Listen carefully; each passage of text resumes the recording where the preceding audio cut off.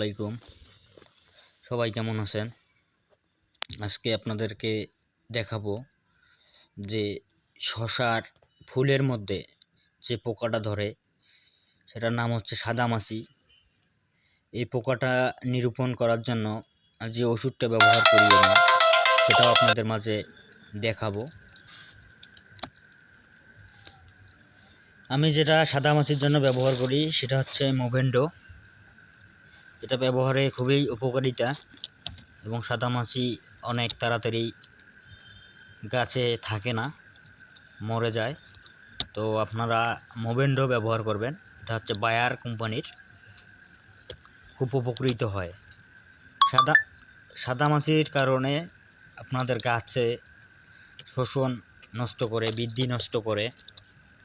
তাই আপনাদের ক্ষেতে যদি সাদামাছি বংশ বিস্তার করে তাহলে আপনারা মোভেন্ডো দিবেন।